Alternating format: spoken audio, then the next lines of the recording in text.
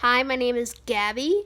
Sorry if I sound stuffy in this video. I'm going through seasonal allergies right now, and that's it.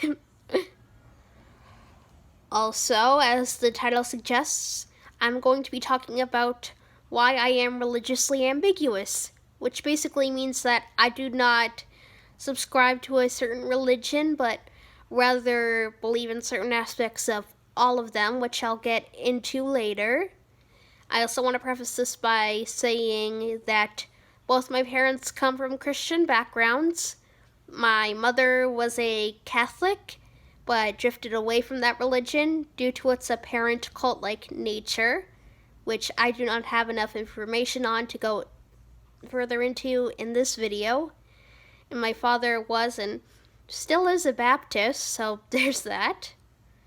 So how did I get to this point? Well, part of what made me religiously ambiguous was, believe it or not, the Bible. Now, I have no problem if you personally believe in the Bible at face value, but the problem with Christianity is how they take all these things at face value. It's never a metaphor for anything. It's never considered for that specific time and that's it. Well, sometimes it is, but for more extreme branches, it's not really the case, which I guess makes me lucky as I was not brought up in an extremist form of Christianity. Nonetheless, so many things in the Bible are taken at face value no matter what branch of Christianity you're from, no matter how extreme it is. Believing that Noah was able to fit all those animals on the ark, or believing that Moses was able to part the Red Sea and get the Jewish people out of Egypt. Now, I'm sure that there is some fact to the Bible. I mean, we do know that the Jewish people did roam around quite a bit in that time period. And we do know that there could have been some great flood somewhere, but not enough to dig out the world. But that doesn't mean that it happened the way it did in the Bible. And another thing was communicating with God.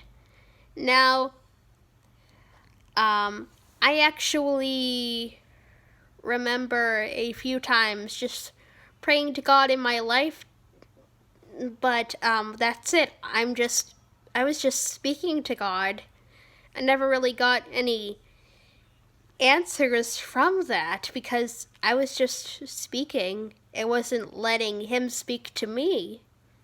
And what I found out later is that only by meditating and just clearing my mind was I able to let God in so that he could speak to me, so that my guardian angels could speak to me. And I was like, you know what? I kind of dig this, so I sort of stuck with it. The only time I prayed after that was during this weird interaction I had with my great-grandmother who died a few years back, and I just sort of went on my knees and prayed for an answer from her, but considering I was doing it while I was sort of in that meditative mindset, I was still getting answers from her. Yeah, she was, let's just say, a hardcore Baptist.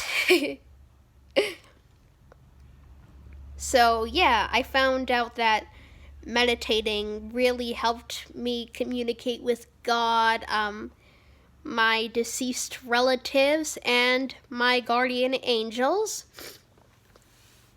So I sort of just cut praying out of that way of speaking with God unless I need to talk to Nana again.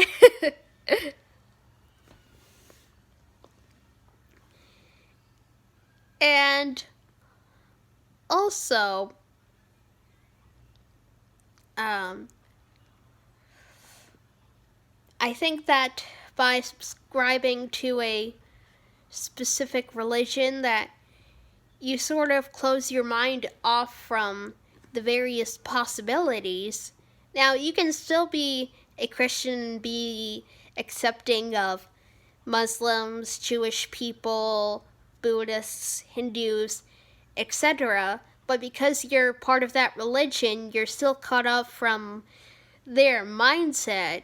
For example, if you're Christian, you believe that that Jesus came from Virgin Mary and that Virgin Mary could only have Jesus because, God impregnated her. Well, Jewish people don't really believe that tale, and rather than just trying to understand why they believe that, you're still cutting off that belief in favor of your own ideas.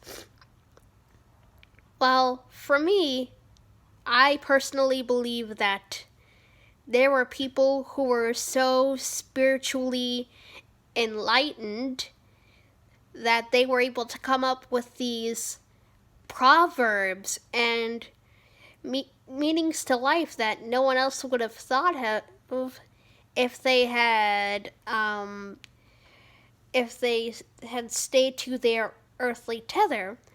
And I think that's why it makes them so special.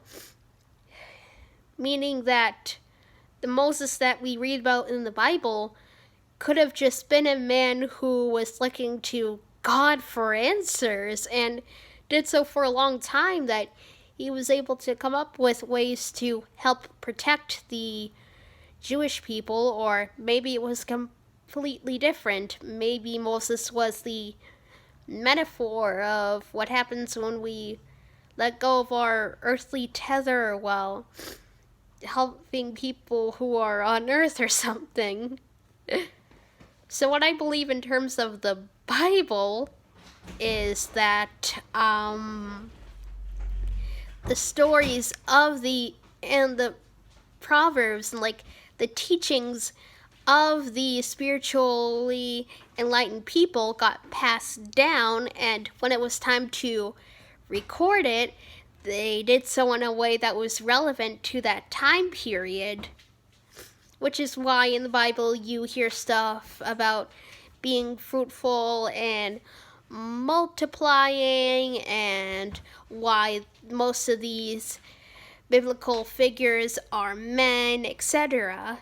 So yeah, that's what I believe happened to the Bible, why it was written, and I believe it basically for all religious books, like the Quran, or sorry if I said that wrong. But yeah, that is basically what I believe. And where I am now with my spirituality, I am in a good place. I still worry about earthly things, such as dying and what other people are thinking about me, etc. But I am now able to just take deep breaths and completely let go of those fears and anxieties. Now, that's not to say I don't have anxiety at all. I still take my medication. There are still moments where I have intrusive thoughts, but I'm able to manage better thanks to, of course, the medication and and of course to that spirituality, that relaxing part of spirituality, and knowing that God is all loving, and just getting those unique answers and wisdom. It's just so soothing and comforting to know. So, yes, that is why I identify as religiously ambiguous. What did you guys think? Did this change your mind as to how you see religion? Is it the same? Please try to be civil in the comments, and goodbye.